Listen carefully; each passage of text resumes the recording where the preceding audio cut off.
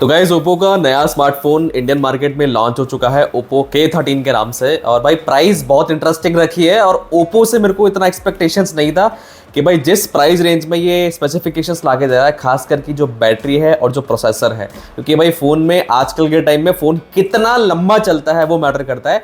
और इस फ़ोन में ओप्पो K13 में 7000 mAh की बैटरी है, चार्जर भी नहीं खरीदना है सैमसंग की तरह, और 80 वॉट की चार्जिंग, 80 वॉट का चार्जर आपको बॉक्स में देखने को मिलने वाला है, तो आपको कहीं जाने की जरूरत नहीं है। और अब की बार तो कवर भी है बॉक्स पे ही दे रहे हैं ओप्पो वाले। और जो प्राइस रखी है वो है सिर्फ 17,000 रुपये के आसपास बैंक डिस्काउंट लगाने के बाद।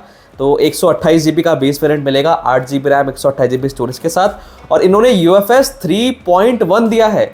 अभी मार्केट में बहुत सारे फ़ोन लॉन्च हुए हैं, मैं नाम नहीं लूँगा, आप मुझे बताना। प्राइस उनका 22 से 23,000 रुपये है, कहीं होगा तो 25,000 रुपये है, और उसमें UFS 2.2 वो दे रहे हैं और उसको जस्टिफाई कर रहे हैं। और यहाँ पे ओप्पो का K13 में इन्होंने UFS 3.1 दे दिया है 17,000 रुपीज़ में। बेस वेरिएंट की बात कर रहा हूँ, 128 GB स्टोरेज की।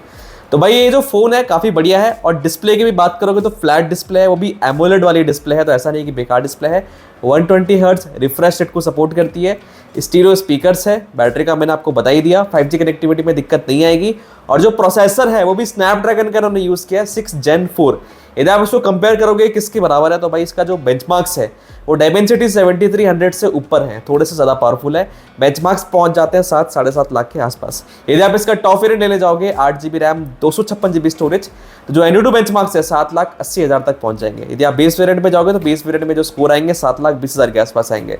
तो भाई यदि प्राइस रेंज के हिसाब से देखा जाए तो स्नैपड्रैगन 6 Gen 4 काफ़ी सही है। उसको चलाने के लिए जो बैटरी है वो बहुत ही सॉलिड है, 7000 mAh। आपको आराम से 8 से 10 घंटे का बैटरी बैकअप निकाल के दे देगा ये फ़ोन, यदि आप अच्छा एक्सट्रीम टास्क भी करते हो तो। अब एक्सट्रीम गेमिंग नहीं कर पाओगे, लेकिन ऐसा नहीं है कि भाई आप इसमें COD नहीं खेल पाओगे। COD आप 90 FPS पे चला सकते हो, BGMI वगैरह 60 FPS पे चला सकते हो, तो गेम्स कर पाओगे। लेकिन ऐसा एक्सपेक्टेशंस मत करना कि भाई एकदम फ्लुएंट चलने वाले हैं, आपको कहीं भी दिक्कत नहीं आने वाली। तो वो आपको ध्यान रखना पड़ेगा, क्योंकि मिड रेंज सेगमेंट का फ़ोन है, बट प्राइस रेंज के हिसाब से बहुत ही सही है, आपको निकाल के दे रहा है। अब एग्जांपल के लिए मेरे पास एक Realme का डिवाइस था, Realme GT Neo 3T। वो आज से 2.5 साल पहले मैंने खरीदा था। उसमें स्नैपड्रैगन का प्रोसेसर लगा था, फ्लैगशिप सीरीज़ का। उसके बेंचमार्क्स 8 लाख के आसपास आते हैं। और ये अभी मिड रेंज सीरीज़ का है, 17,000 का आपको पड़ेगा। और ये आपको जो एन्यूटू स्कोर अभी ला के दे रहा है, निकाल के दे रहा है, वो 7,20,000 के आसपास है। तो भाई बहुत ही पावरफुल है। Realme GT Neo 3T तो उस समय 24-25,000 रुपये का था, और ये आपको 17,000 रुपये में देखने को मिल रहा है। तो भाई प्राइस के हिसाब से सारी चीज़ जस्टिफाइड है। अब क्या इसमें सारी चीज़ें अच्छी हैं? तो भाई इसमें ऐसा नहीं है। सबसे पहले इस फोन में कैमरा को पूरी तरीके से कॉम्प्रोमाइज़ कर दिया है इन्होंने। फ्रंट के अंदर तो चलो ठीक है, सेल्फीज के लिए उन्होंने एक रेगुलर कैमरा जो होता है वो दे दिया। प्राइमरी कैमरा की बात करोगे, सोनी का 50 मेगापिक्सल का एक सेंसर दे दिया। इसके अलावा कोई भी अल्ट्रा वाइड नहीं है, कोई भी टेलीफोटो लेंस नहीं है इस डिवाइस के अंदर, ये ध्यान रखना। दूसरी बात, जो प्राइमरी कैमरा है 50 मेगापिक्सल वाला, उसमें OIS भी नहीं है, सिर्फ EIS है। तो भाई स्टेबलाइजेशन भी भूल जाओ। तो रेयर कैमरा से फोटोज़ वीडियोस आपको बनानी है तो भाई मैं आपको रिकमेंड ये डिवाइस नहीं करता। इवन तो ये जो फ़ोन है 4K 30 FPS है, वीडियो रिकॉर्डिंग सपोर्ट करता है, बट भाई उसके बाद भी OIS नहीं है, तो आपको वीडियोस अच्छे नहीं बनने वाले। प्लस इस फोन में कोई भी अल्ट्रा वाइड सेंसर नहीं है, टेलीफोटो सेंसर नहीं है, तो आप ना तो जूम कर सकते हो ना अल्ट्रा वाइड शॉट्स ले सकते हो। तो मेरे हिसाब से यदि मैं कैमरा में सेलेक्ट मेरे को करना होगा तो भाई मैं इस डिवाइस को स्किप कर दूंगा। इसी प्राइस रेंज में या फिर इससे भी कम सैमसंग का भी M35 आ रहा है, वहाँ पे आपको जो अल्ट्रा वाइड सेंसर भी देखने को मिलता है, 50 मेगापिक्सल, उसमें OIS भी देखने को मिलता है, और उसका बैटरी बैकअप भी काफ़ी सही है। ठीक है, उसके एन्यूटू बेंचमार्क थोड़े से कम है, प्रोसेसर ढीला है, पिछले साल का फ़ोन है। बट यदि आपको कैमरा चाहिए तो भाई ये फ़ोन अभी भी बढ़िया हो जाता है सैमसंग वाला। बट उसमें चार्जर नहीं है, फास्ट चार्जिंग की कैपेसिटी नहीं है, प्लस 7000 mAh की बैटरी नहीं है। तो ये वाला जो फ़ोन है ओप्पो का K13 सिर्फ उन लोगों के लिए टारगेट किया गया है जिनको सबसे पहली चीज़ 5G चाहिए, फ्लैट डिस्प्ले चाहिए, एमोलेड डिस्प्ले चाहिए, प्लस उनको 7000 mAh की बड़ी बैटरी चाहिए, 80 वाट की फास्ट चार्जिंग चाहिए।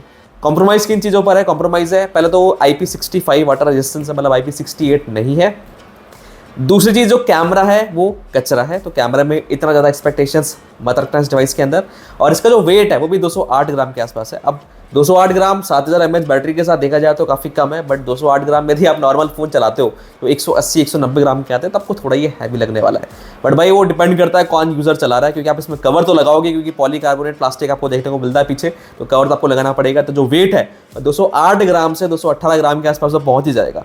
तो यदि आपकी ये रिकमेंडेशन है, यदि आपको एक एमोलेड का डिस्प्ले वाला डिवाइस चाहिए, अच्छी बैटरी चाहिए, चार्जर भी बॉक्स में चाहिए, 5G कनेक्टिविटी चाहिए, कैमरा में कॉम्प्रोमाइज़ कर सकते हो, तो भाई मेरे हिसाब से ये ओप्पो का K13 जो डिवाइस आप ले सकते हो। सॉफ्टवेयर अपडेट्स की भी बात करोगे तो भाई सैमसंग से कंपेयर करते मत लग जाना, इसमें आपको सिर्फ 2 साल के ही एंड्रॉयड अपडेट्स देखने को मिलेंगे। एंड्रॉयड 15 से ये आएगा, एंड्रॉयड 16 और 17 पे जाएगा। इसमें आपको भर भर के ब्लोटवेयर देखने को मिलेंगे, हॉट ऐप्स, हॉट गेम्स देखने को मिलेंगे, जिसको आप डिसेबल कर सकते हो एटलीस्ट, क्योंकि ये जिस प्राइस रेंज में मिल रहा है काफ़ी स्पेसिफिकेशंस दे रहा है, आपको डिसेबल करने का ऑप्शन मिल जाएगा। नोटिफिकेशंस आपको बहुत आएंगे, इसके ऐप मार्केट वगैरह के भी आपको वो भी डिसेबल करके रखना पड़ेगा, क्योंकि इसमें कलर ओएस है। यदि आपने रियलमी के डिवाइसेस चलाए हैं, वन प्लस के डिवाइसेस चलाए हैं, तो आपको एक आइडिया लग गया होगा कि ओप्पो क्या करने वाला है, ठीक है। तो उसमें आपको वही हॉट गेम्स, हॉट ऐप वगैरह सब हटाना पड़ेगा और आपको सारे नोटिफिकेशंस ऐप मार्केट के डिसेबल करने पड़ेंगे और जितनी भी एप्लीकेशन प्री इंस्टॉल आई है वो हटानी पड़ेंगी। उसके बाद आप इस डिवाइस को आराम से चला सकते हो। 2 साल के आपको सॉफ्टवेयर अपडेट्स देखने को मिल जाएंगे, तो 2 साल आपका डिवाइस मक्खन चलने वाला है। इवन दो जो ओप्पो है वो क्लेम करता है कि ये जो डिवाइस है इसमें जो बैटरी साइकिल है वो 1800 के आसपास है, मतलब आपकी जो बैटरी है 5 साल चल जाएगी। बट भाई रियलिटी में ऐसा नहीं होता, आपका जो फोन है 2.5-3 साल चलने वाला है, बैटरी की बात करूँ, उसके बाद बैटरी बैकअप काफी कम हो जाएगा। तो यदि आप एक ऐसा डिवाइस देख रहे थे जो आपका बजट 16-17 हज़ार रुपए के आसपास हो, जो आप 2-3 साल चलाना चाह रहे हो और आप ओप्पो से सेटिस्फाइड हो, बड़ी बैटरी के साथ आपको रिक्वायरमेंट है, कैमरा आप सेक्रीफाइस कर सकते हो, तो भाई उन लोगों के लिए ओप्पो K13 डिवाइस हो जाता है। लेकिन यदि आपको कैमरा भी अच्छा चाहिए, प्रोसेसर भी अच्छा चाहिए, ब्रांड भी चाहिए, सॉफ्टवेयर अपडेट्स भी चाहिए, तो भाई सैमसंग गैलेक्सी M36 का वेट करो। वो M35 से अपग्रेडेड ही आएगा, M35 को डाउनग्रेड तो करेंगे नहीं, और हो सकता है वहाँ पे जो प्रोसेसर है उसको अपग्रेड करा जाएगा और कैमरा को है उसमें OIS भी दिया जाएगा और उसके अंदर अल्ट्रा वाइड कैमरा भी दिया जाएगा, बैटरी भी 6000 mAh की दी जाएगी। चार्जर आपको नहीं मिलेगा एक्सपेक्टेड, तो आपको वहाँ पे खर्चा करना पड़ेगा, बट मेरे हिसाब से सैमसंग की ब्रांड वैल्यू ज़्यादा हो जाती है। यदि आप 16-17 हज़ार रुपये का आपका बजट है, लेकिन यदि आपको इंस्टेंट चाहिए तो 7000 mAh की बैटरी तो सैमसंग में आपको कभी देखने को नहीं मिलने वाली इस साल के अंदर, एटलीस्ट मिड सेगमेंट के अंदर, तो क्योंकि वो सिलिकॉन कार्बन पे अभी शिफ्ट ही नहीं हो रहे, अभी वो पिछले जमाने की आदम जमाने की लिथियम आयन बैटरी चला रहे। तो भाई ये ध्यान रखना, यदि आपको मॉडर्न बैटरी चाहिए, 7000 mAh की अच्छी एमोलेड स्क्रीन चाहिए, 5G कनेक्टिविटी चाहिए, कैमरा कॉम्प्रोमाइज कर सकते हो, स्टीरियो स्पीकर्स आपको चाहिए और IP65 से आप सर्टिफाइड हो, तो भाई ये फोन आप बिंदास खरीद सकते हो, ठीक है। मुझे आप कमेंट सेक्शन में बताना ओप्पो K13 आप खरीदने वाले हो कि नहीं, और यदि आपको ये वीडियो अच्छा लगा तो वीडियो को लाइक कर देना, सब्सक्राइब कर देना चैनल को, और यदि कोई वीडियो बिंदास तो कमेंट सेक्शन में मेरे से पूछ लेना। तो गाइस इस वीडियो में इतना ही, मैं आपसे मिलता हूँ नेक्स्ट वीडियो में कुछ नया लेके। अभी tata bye bye, see you.